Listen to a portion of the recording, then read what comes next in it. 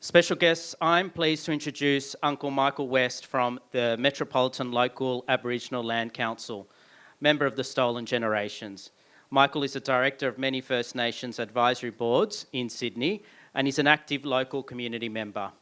A friend of the National Maritime Museum, we're delighted that he is here today. A round of applause for Uncle Michael, please.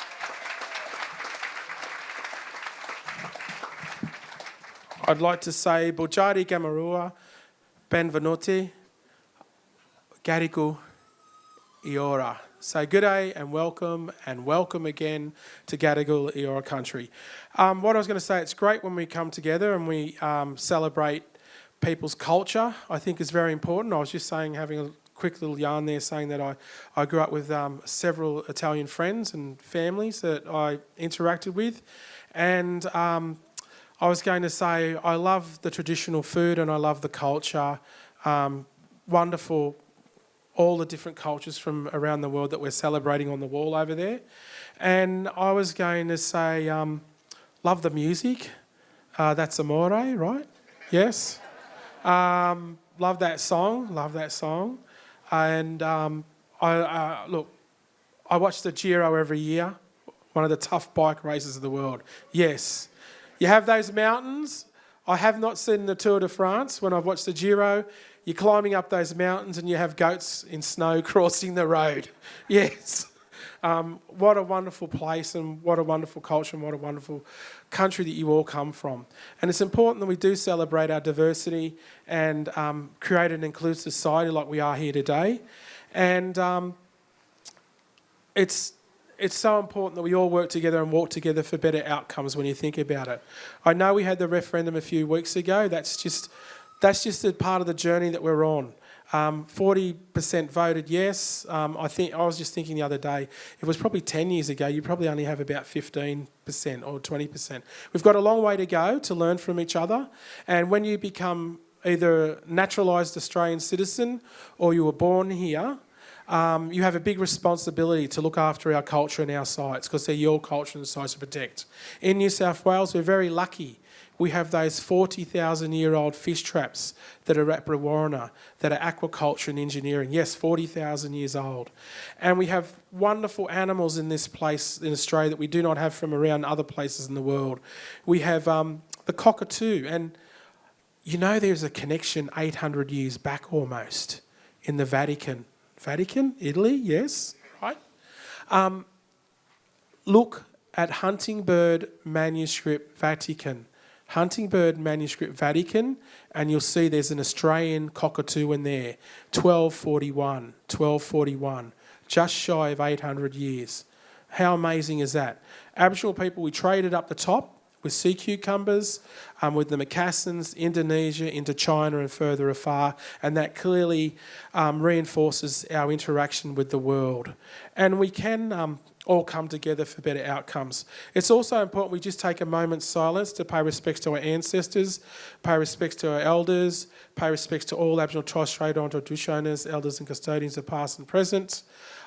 Also the people we've lost along the way through the very three difficult years that we've had through this pandemic, and we need to remember them because they had their own dreams and aspirations as we all do, and they had their own families and their own communities and their own names. We need to remember that. And reflecting your journey right here, right now, to this point in the continuum, to the celebration of your ancestors' journey and your journey to here right now. So if we just have a moment's silence of paying respect and reflection.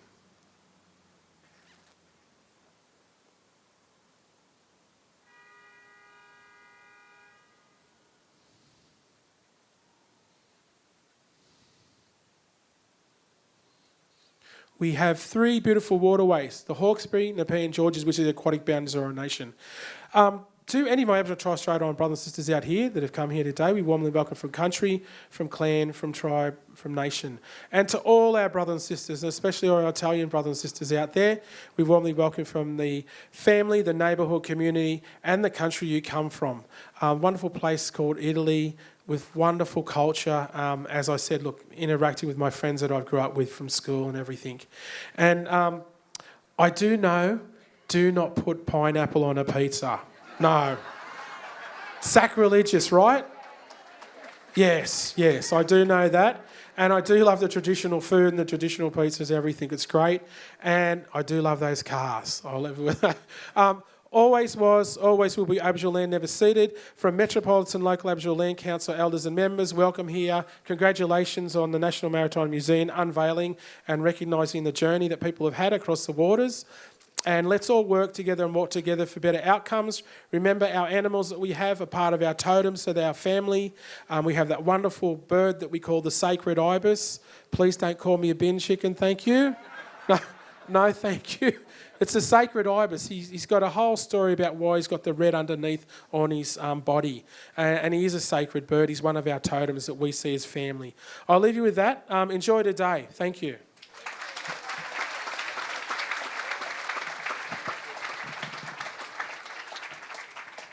Thank you very much, Uncle Michael, for that very warm welcome to country. I too acknowledge that we are standing today on country that is traditionally owned by the Gadigal people of the Eora Nation, and that our ceremony takes place on their lands and waters. I too pay my respects to traditional owners and elders, past and present, and to any First Nations peoples who may be with us today. My name is Thomas Camporiale, and I'm the General Manager of COASIT. My family has been in Australia since the late 40s and early 1950s. My grandfather, my mother's father, was one of the first to migrate from his town in near Bari in Puglia. And he made that decision in 1949. My grandmother was pregnant with my mother, and he made the decision to leave Italy for a better life, but he didn't know quite where to go. So he applied for both New York and Australia, and he got the response from Australia first, and so he booked his ticket. And 2 days later, he got the response from New York that he was accepted to go there, but he had already bought his ticket, and so the story went. And he was one of the first from our town and called over and supported many, many people from the same town and many families to come over as well. And I just reflect on that and how those decisions were made and how for generations our story would have been completely different. And I pay respect to my grandfather for that sacrifice and for ultimately choosing Australia. So thank you very much, Nonno. It is my pleasure to be with you as your MC for today's special ceremony. The Australian National Maritime Museum has worked with COASIT and the Italian community of Australia to honour migrants from Italy on a dedicated panel of the National Monument to Migration, which stands to my left today. I'd like to welcome every one of you as donors and supporters of Australia's National Maritime Museum on this very special day. There are a number of special distinguished guests that I would like to acknowledge. So my good friend, the Consul General of Italy, Andrea De Filippo. Thank you. Chairman of the Australian National Maritime Foundation, Dan James. Of course, representatives from our media sponsor, the Italian Media Corporation. To all the donors and supporters of the museum, other distinguished guests, ladies and gentlemen. Thank you. The museum has worked closely with COASIT and the Italian community for over 18 months in a special fundraiser to commemorate and honour Italian migrants in building our nation. As a result, today we add 292 new inscriptions honouring 521 people from Italy.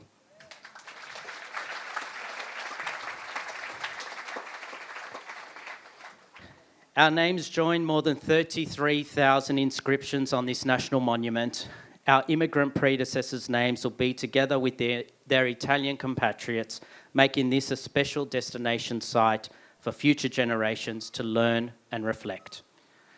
This, of course, would not have been possible without the support of our media sponsor, the Italian Media Corporation, which includes Il Globo, La Fiamma and Retd, which publishes twice a week in both Italian and English, and the many individual donors who contributed. Your contribution is helping to recognise our proud, diverse national story. Thank you all so very much.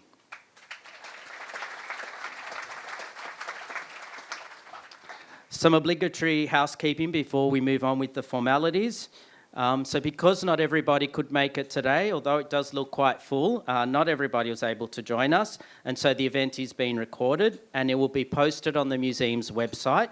We will send you a link to the recording so that you can share with your family and friends. We would love for you to share your experience of the day. If you're posting videos and photos, please use the hashtag #SeaMuseum, SEA Museum.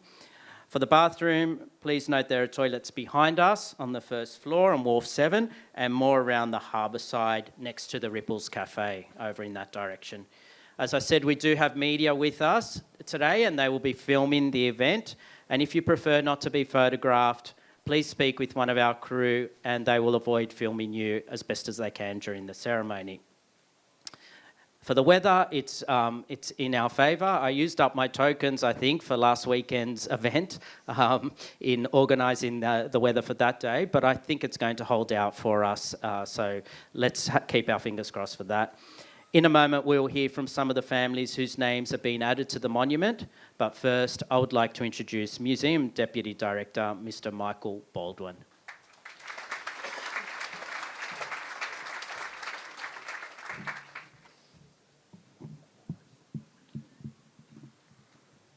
Thomas, thank you. And thank you to Uncle Michael West for your generous welcome to country. It is always wonderful to have you back here at the museum. Thank you for your ongoing support. I too acknowledge that we are gathering today on the land of the Gadigal people of the Eora Nation. And I acknowledge their ongoing custodianship of the Bamal and the Badu, the land and the earth on which we are meeting today. I pay respects to elders past, present and other First Nations people who are joining us this afternoon. Distinguished guests, ladies, gentlemen, benvenuti. Welcome to the Australian National Maritime Museum, the Museum of the Sea. It is fitting that we are meeting here today so close to the location where many, many migrants disembarked after a very long voyage to their new home here in Australia. And it is such an honour to be here acknowledging all of the families whose names appear on the National Monument to Migration. Migration and the role it plays in creating our multicultural nation is one of the pillars of our museum's activity. We are the only national cultural institution with a specific focus on migration. My family story is no doubt similar to many early Anglo-Australian immigrants. My great-great-grandfather and grandmother travelled to Australia from the north of England in the 1860s. They brought with them 4 children. The journey was hard and conditions were cramped. They buried 1 baby at sea. And after months of travel, my early ancestors arrived in Moreton Bay and made a new home on the ancestral lands of the Turrbal people in Meanjin, or the place they knew as Brisbane. They could bring very, very little with them, but one thing they did bring was a large leather-bound family Bible with big brass clasps on the side. I have that book at home. And in it are recorded the names and the dates of generations of people that came from one little location in the north of England, one little parish where they were baptised as babies, where they married, and ultimately from where they were buried later in life. Uprooting their lives from all that they knew, all that they had ever known, would have required great bravery and also hope. Hope for a better future, a better home, a better place for themselves, and a better place for the people that they loved most of all. The stories of migrants speak to universal themes such as belonging and love and adventure, of family and of safety. Some of the stories are marked by adversity and loss and great sadness. Some are less dramatic, but all stories are connected by hope. By placing your family on the National Monument to Migration, you have made a donation to the Migration Heritage Fund. The monument is an important way for the museum to honour, collect and hold the stories which collectively are our national story. The museum's migration-related activities include developing collections and exhibition programs, events, and our very popular education resources, as well, of course, as research. We have launched Migration Stories, a new digital experience dedicated to sharing the complex, the challenging and emotional stories about how people have shaped and are shaped by migration. The website expands on the work of the National Monument to Migration. Faces of Migration is the first stage of this digital platform, which will be continually added to over the years ahead with new stories to create a centre for migration storytelling. Faces of Migration currently features more than 25 stories of how people have been shaped by their journey here, and you can view this great resource on the museum's website. Thank you again for your donation. Everyone on the monument is an important part of our museum family, and we consider you to be our champions. I hope you will think of the museum as another home and you will come and visit with us often. There are many, many organisations that help us to do what we do, and I would like to acknowledge all those who helped to make this initiative to honour Italian migrants on a dedicated panel on the National Monument to Migration. A special thank you to our partner, COASIT, in particular to Thomas Camporale, Helen Hafter, and the team who have worked tirelessly toward this event, our media partner, the Italian Media Corporation and Education, which includes La Fiamma, Il Globo, Retd Italia, who has also assisted us in spreading the word, and of course, all of you who have donated and contributed to this special event. Thank you.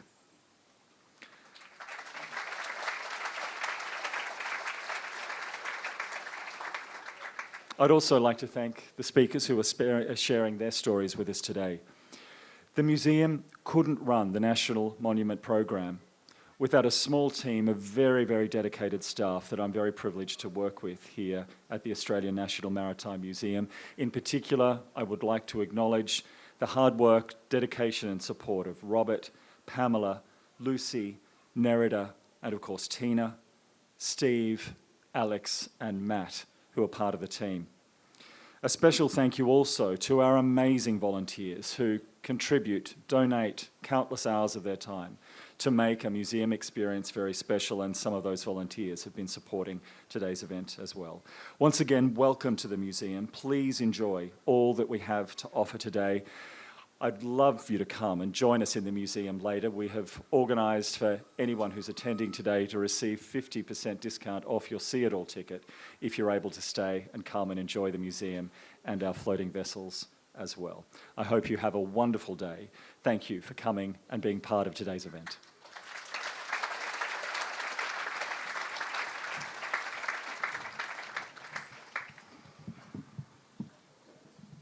Thank you very much, Michael. If I can now introduce another very special guest, the Italian Consul General, Andrea De Filippo.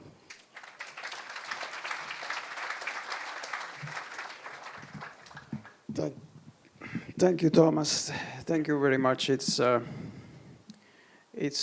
great pleasure to be here with you. It's a great honor, and I also would like to acknowledge all the important dignitaries and guests and all of you. But first of all, I would like to express my deepest gratitude to COASIT and to the Maritime Museum for this splendid initiative and for your leadership, your continuous leadership in the community. You keep up with the great job. Thank you. Thank you. As I was saying, it's so moving, so touching to be here. A privilege to stand here before you and in this momentous occasion. And I'm deeply moved by the significance of this event, which serves as a tribute to the rich tapestry of migration that has shaped the very essence of Australia's multicultural identity. as we gather here at the National Monument to Migration, we come together to unveil these many names etched in bronze representing so many countries, including 520 names from Italy. This dedication, this collective effort signifies the remarkable journeys and stories of those who, like countless others, embarked on a voyage of hope, dreams, and aspirations to this great nation you now call home. Italy, my beloved homeland, our beloved homeland, that has been an integral part of this narrative of migration. The Italian-Australian community has played a vital role in shaping the Australia we know today, from the early pioneers who arrived in search of a better life to the countless families who have since contributed to the cultural, social, and economic fabric of this nation. The Italian migration story is one of resilience, determination, and enduring connections. I must say, when I was walking, as I strolled along the wall just earlier, my gaze fixed on the countless names. My mind, the tip of my fingers, as I was feeling the names etched on the wall, my mind wandered to the myriad stories behind them, the dreams, ambitions, challenges, and hardships, and each one a unique tale from a diverse background. And it is also very telling if you think about it. Just a week ago, we were in Leichhardt and we celebrated the Italian Festa, and the Prime Minister came to celebrate, to kick off the events. A Prime Minister whose name is Albanese, who is very proud of his Italian background. How exciting, how amazing is that? The National Museum to Migration stands as a testament to the diversity that defines Australia. It tells a powerful story of unity in diversity, a story of individuals and families from all corners of the world who have come together to build a stronger and ultimately inclusive society. Today, as we celebrate the unveiling of the Italian panel, we honor the spirit of those who left their homeland, their families, and their familiar surroundings to embrace a new life in Australia. Their stories are our stories, stories of hard work, perseverance, and the indomitable spirit of the Italian diaspora. I would like also to extend my heartfelt appreciation to the three Italian nationals, the tre amici connazionali, sitting here with us and who will be sharing soon the families' migration stories with us today.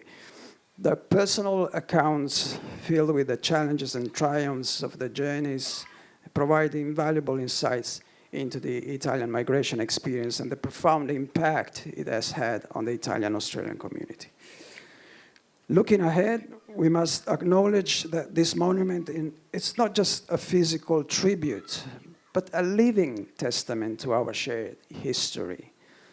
And I was told also about the digital program that will accompany it soon, featuring migrant stories, which will open a window into the past while offering a bridge to the future. It is a reminder that our stories, our experiences, and our contributions continue to shape this nation's identity.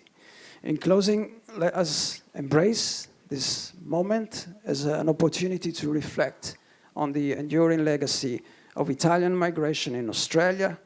Let us celebrate the bonds that tie us to our Italian heritage while cherishing the diverse and inclusive society that Australia has become. As Consul General of Italy in Sydney, I am proud to stand here today in unity with all of you as we commemorate the Italian migration story and the enduring spirit of the Italian-Australian community. Together we pay tribute to those who embarked on the journey of hope, and we celebrate the legacy of multicultural Australia that welcomes all, regardless of where they come from. Thank you, and may this monument stand as a symbol of our shared history, our shared future, and the enduring strength of our community. Thank you.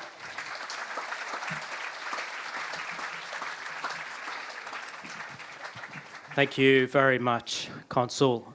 I now welcome Umberto De Bellis back to the stage, and of course the stunning and incredibly talented Cosima De Vito, another famous Italian-Australian. And I ask you all to be upstanding for the Australian and Italian anthems. Thank you. Am I okay, or do you want me more over here? I'm not sure. Where would you like me to be?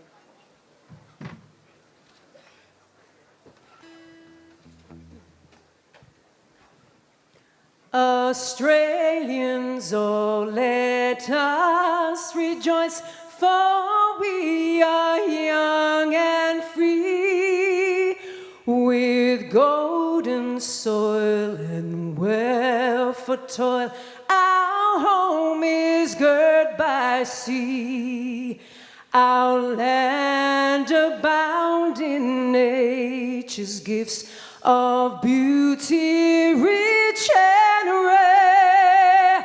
In history's page, let every stage advance Australia fair in joyful strain, and let us sing advance Australia fair.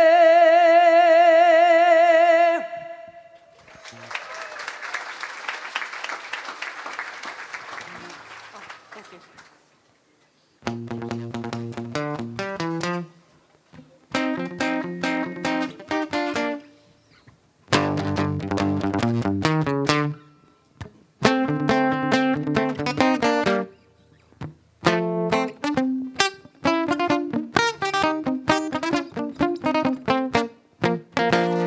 Fratelli d'Italia, l'Italia se desta dell'elmo di Scipio, se cinta la testa, dove la vittoria le porga la chioma, che schiava di Roma Dio la creò. Fratelli d'Italia, l'Italia se desta d'elmo e di Scipio, se cinta la testa, dove la vittoria le porga la chioma, che schiava di Roma Dio la creò. Stringiamoci a coorte, siamo pronti alla morte, siamo pronti alla morte, l'Italia chiamò. Stringiamoci a coorte, siamo pronti alla morte, siamo pronti alla morte, l'Italia chiamò. Sì!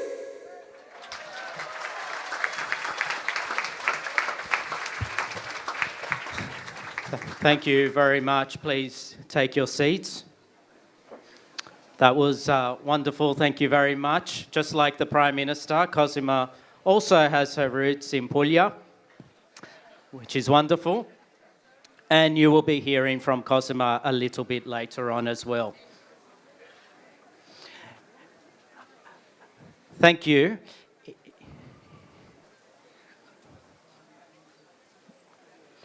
It is now my great pleasure, ladies and gentlemen, to welcome our first speaker, Romano Di Donato.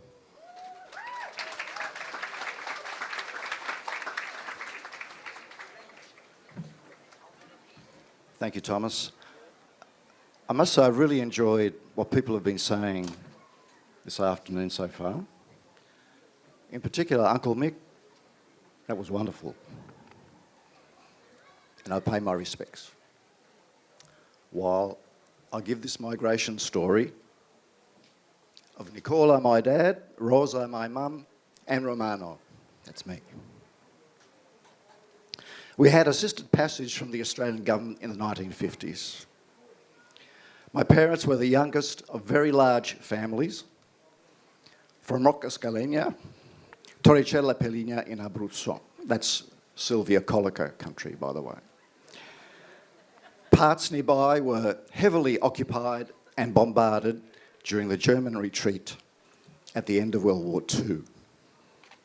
In 1956, Dad was 24, Mum was 19, and I was not even a speck, but it was to be a milestone year.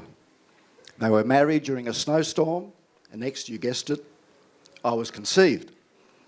Dad had already pending the applications to migrate to Canada and Australia. He got the call from Australia as a carpenter. How lucky was that? He was the only one selected out of 75 paesani who applied.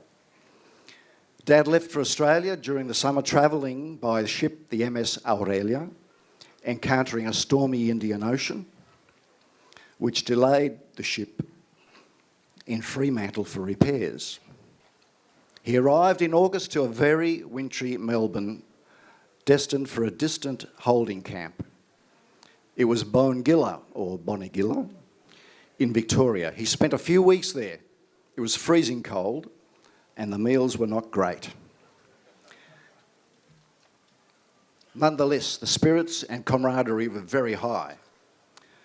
The government found him a job in Sydney, so he moved to Matraville Hostel and worked at a factory in Alexandria known as Murray Brothers, making lots of polished cabinets for television sets.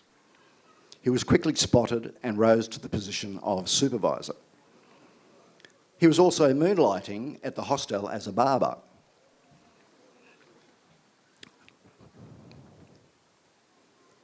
Something he'd done during peacetime with the Engineer Corps of the Italian Army. By September, Mum had approval for assisted passage to Australia. And finally in December 56, I was born. We were all destined to migrate together later in 1958. I found something unexpectedly this week. It was a postcard from Geneva, sent by Mum to Dad, dated 6 March 1958. We were about to sail on the good ship Sydney, bound for Sydney. I learnt to walk on that ship. The postcard signed Domenico, my uncle, Rosina, and your R. Natalino. Natalino, that's me. I found some, in 1958, none of my mother's family had migrated at all. She was excited but felt more alone about her departure for a distant land. But this is what happened in those days. My earliest memories were of hostel life. I recall at the age of 3 or 4, playing in the playground of a wreck of a Morris Minor. I was pretending. Alpha, beep, beep. Trips to the park and beach at Malabar with other migrant families. No one could swim properly and no one had cars.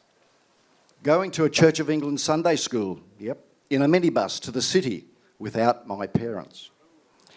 Families babysat for each other. The migrants were mainland European. Language was no barrier. Many were fairly proficient in the Italian language. I am told that I spoke many of the languages. We stayed until about 1960. Dad for 4 years and 2 years for Mum and me. A few years later, my sister Lena was born, completing our family. By about 1960, Dad had purchased a local barbershop business. And also, we purchased a house to live in. For a while, we hosted migrant boarders. It was a time of opportunity and of necessity. We all stayed in Matraville for a long time. Dad was the last till he passed in 2018, so that was 62 years for him. He was the local barber.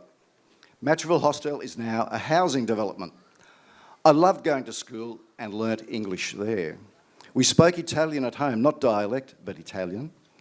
I had to write my own notes for school, for when I was away. No one was fussed about that, actually. Of course, we tried our hand at making the foods and drink that we loved, some very successfully and some not so successful. Communication with the family in Italy was important and usually done by post in a low-cost aerogram. Sometimes I got to write them myself using homeschooled Italian. In 1968, we had 5 months in Italy. I came to feel a real connection with the many uncles, aunts and cousins, and spent time with Mum's mother. She was the last of the grandparents I never knew. They called me Natalino. So yes, these people knew me well before I had a memory of them. My connection to them became very strong, but can't be compared to the emotional reconnection my parents had on this occasion. I love this trip and the family. I was 11 years old. We returned to Australia as planned. This is part of the migration experience that not everyone could have. I was and am fortunate, thanks to you, Mum and Dad. My parents became naturalised Australians in 1969. I struggled with my ethnic identity all through high school and into university. I visited Italy again on my winter travels through Europe at the age of 22. By the end, I'd made my choice firmly for Australia with its diverse ethnic and Indigenous origins, and have learnt to express my origins without controversy. It is definitely my home, where I want to be, a good place for me, and for my wife, Therese, who is a third-generation Italo-Australian, and importantly for my children as well. I express my thanks for all to you listening. Grazie. And please enjoy your day. Thank you.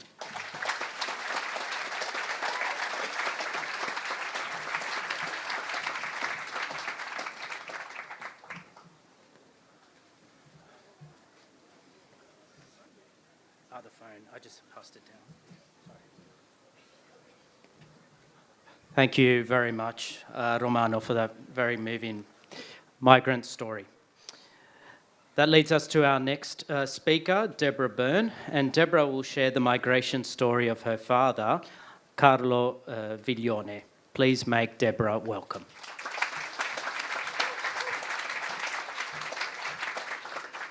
Good afternoon, everyone. My dad, Carlo Viglione, lived his early teens during World War II, and later he saw the post-war recovery of Italy.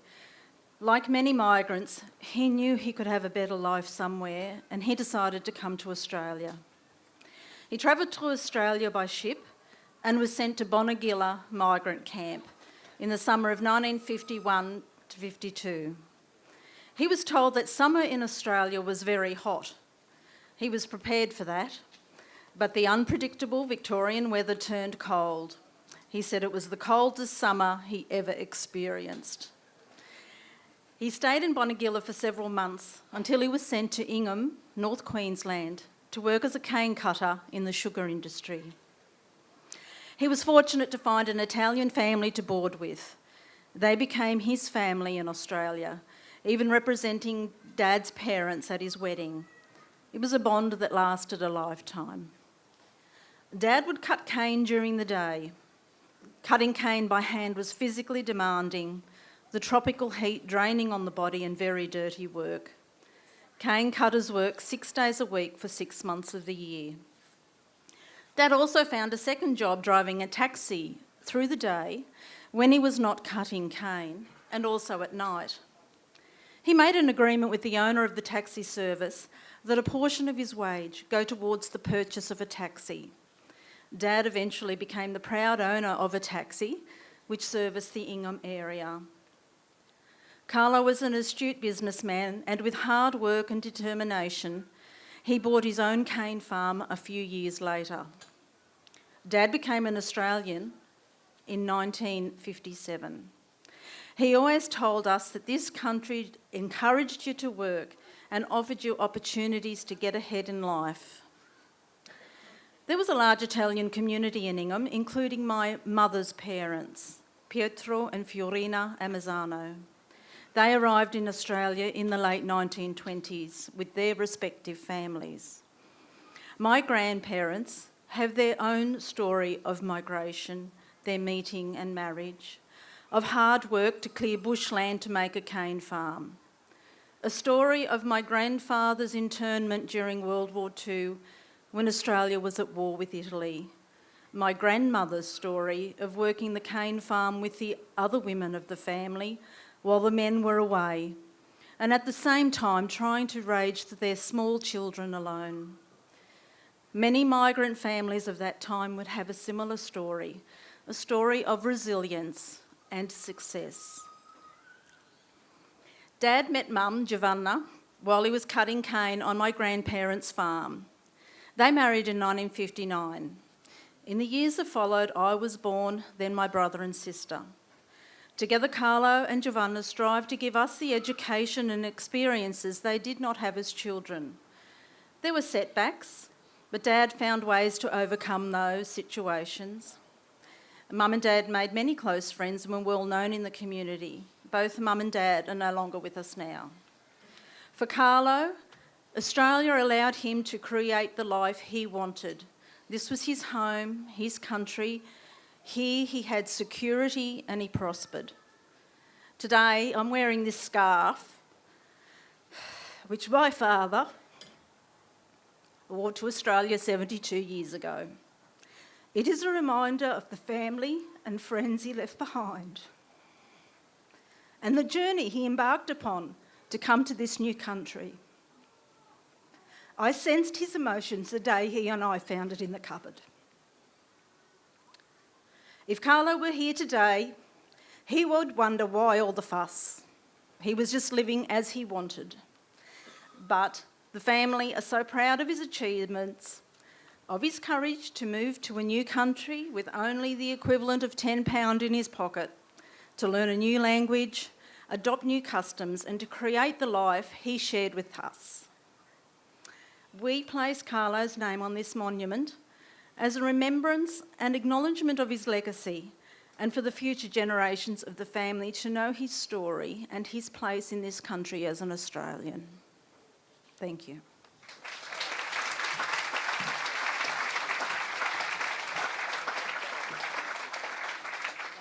Thank you very much, Deborah, for sharing yours and Carlo's story.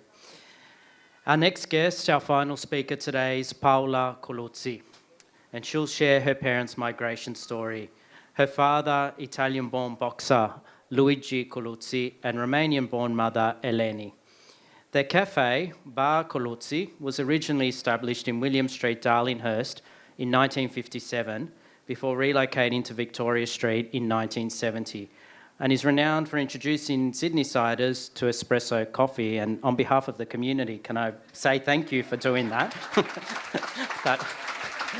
that makes every morning that little bit easier. But of course, a very, very famous bar, Bar Coluzzi. Ladies and gentlemen, please welcome Paola.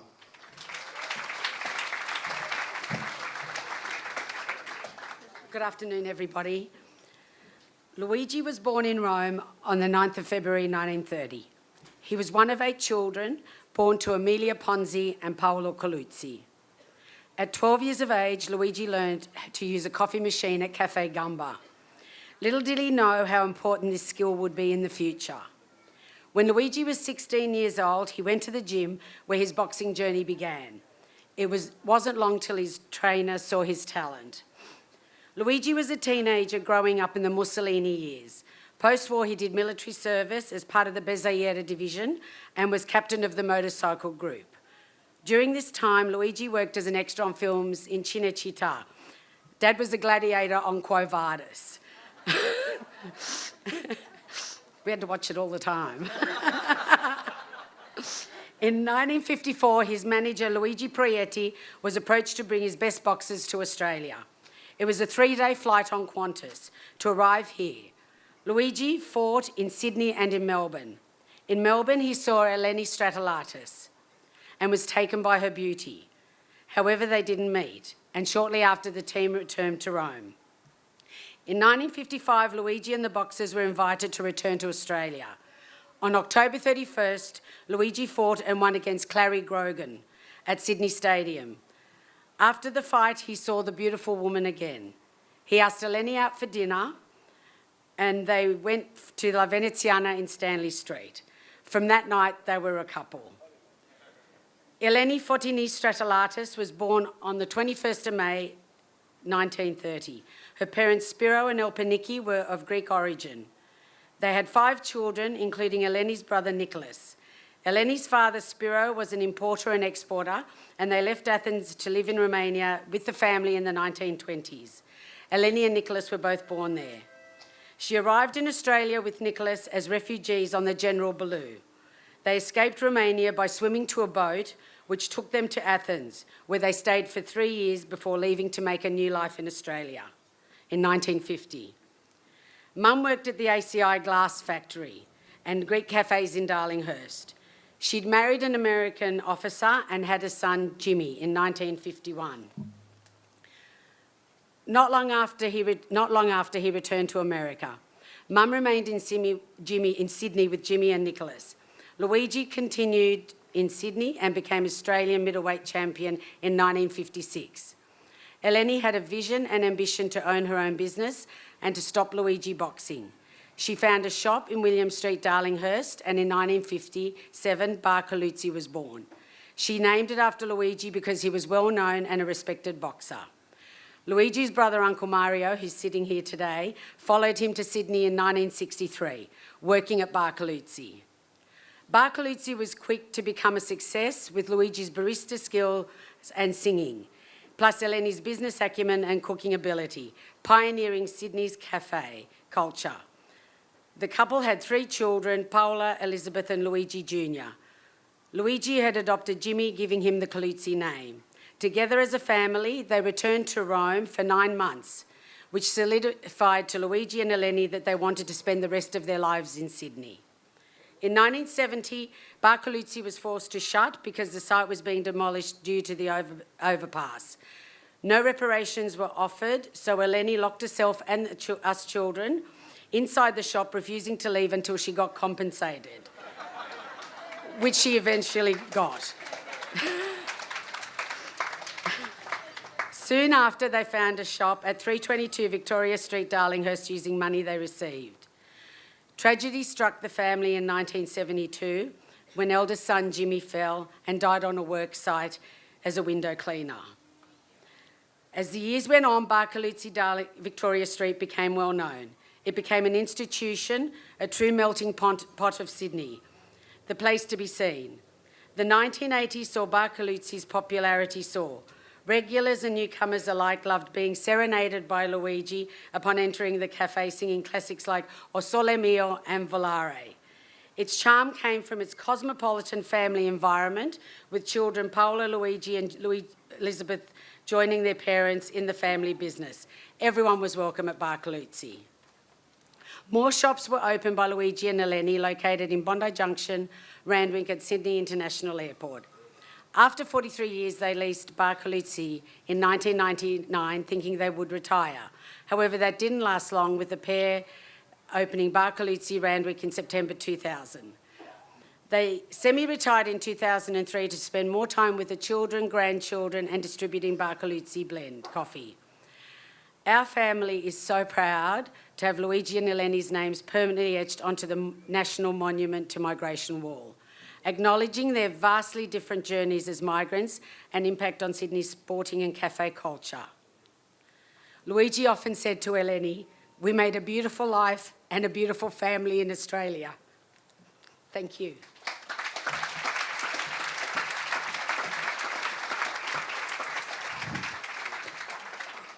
Thank you so much, Paola. What a beautiful and important story.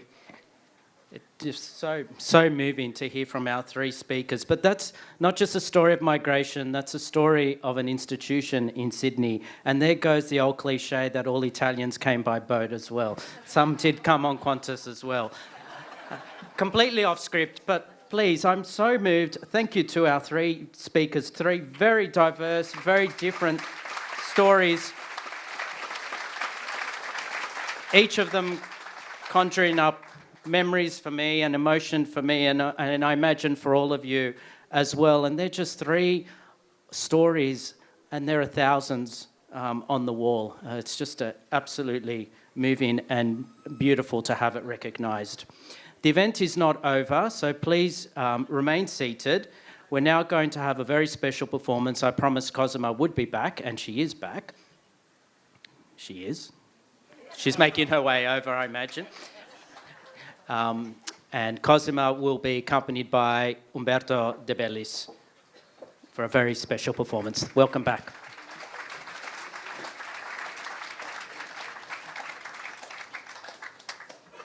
How many songs? You can do 2 or 3, it's up to you.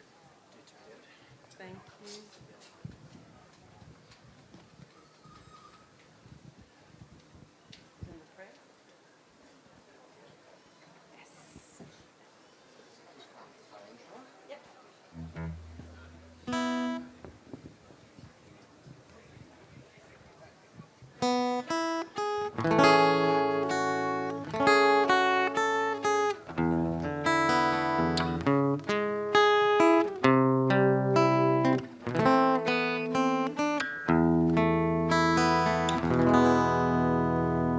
I pray you'll be our eyes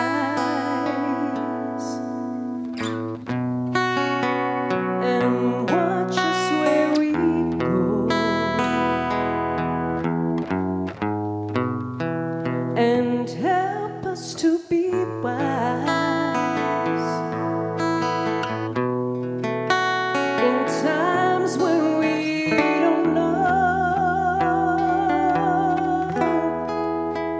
Let this be our prayer when we lose our way.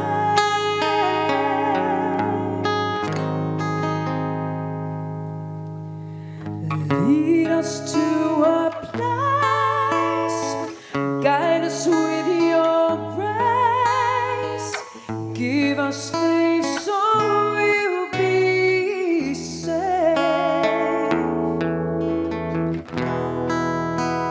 La luce che tu dai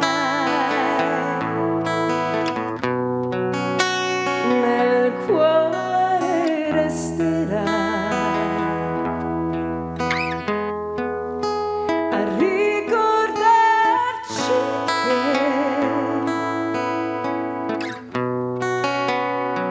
quanta fede c'è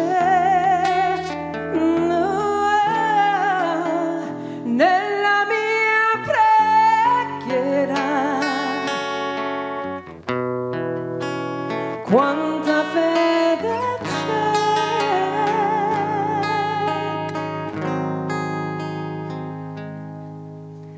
Lead us to a place, guide us with your grace, give us faith so we'll be safe. Sogniamo un mondo senza più violenza, un mondo di giustizia e di speranza, ognuno di la mano a sua vicina, simbolo di pace, di fraternità. La forza che ci dà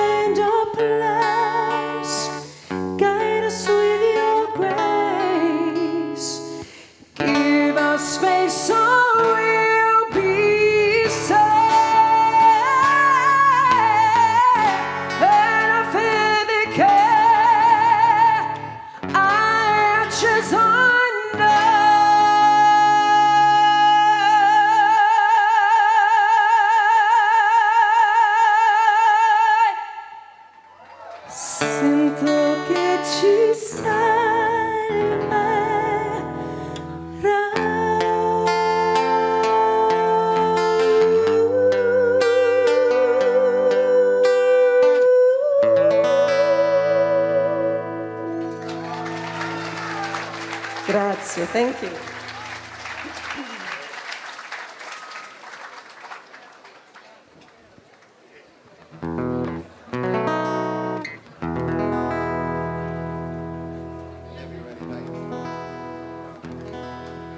No,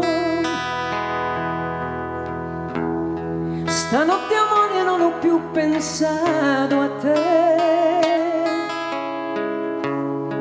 Aperto gli occhi per guardare intorno a me. Intorno a me girava il mondo come sempre.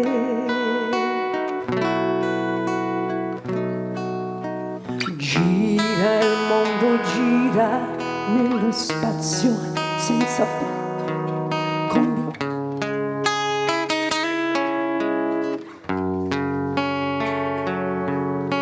La gioia è Sorry, keep going.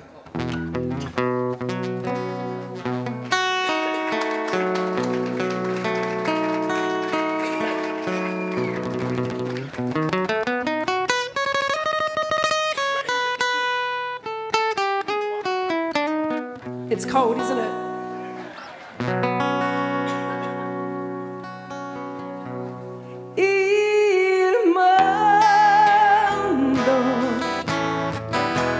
Soltanto adesso io ti guardo, nel tuo silenzio io mi perdo e sono niente accanto a te. Il mondo non si è fermato mai un momento, la notte insegue sempre il giorno ed il giorno verrà.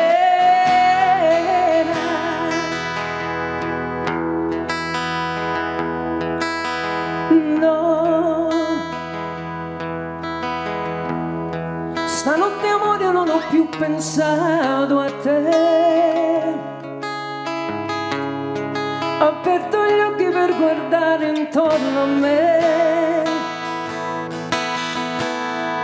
Intorno a me girava il mondo come sempre.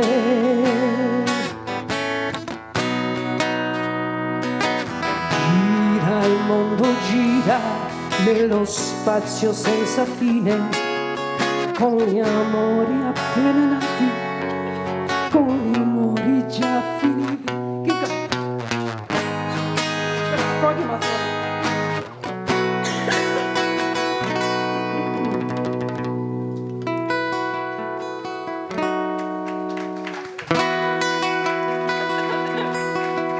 Thank you, Thomas.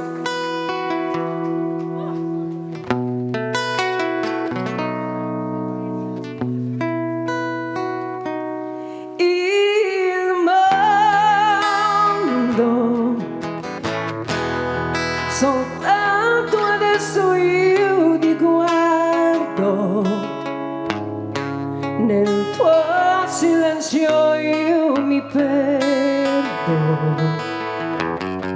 e sono niente accanto a te. Il mondo non si è fermato mai un momento, la notte insegue sempre il giorno ed il giorno verrà.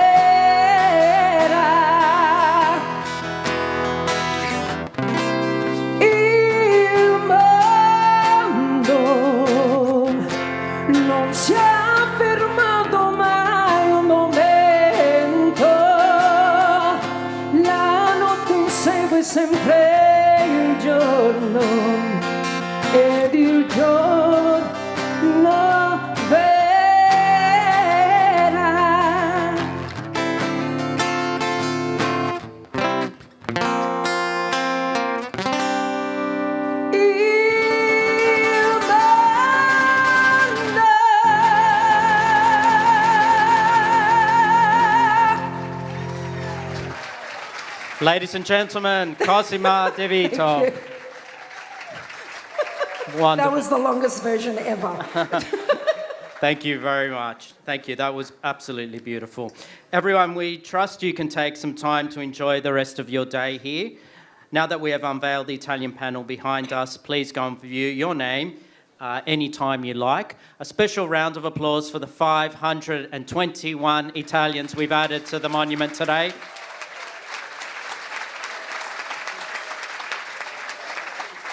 As the Deputy Director mentioned earlier, there is lots to see at the museum. It is open until 4 p.m. and you all have a 50% discount if you mention that you attended today's ceremony. Just ask the staff for further details. Please join me in thanking our speakers and our performers.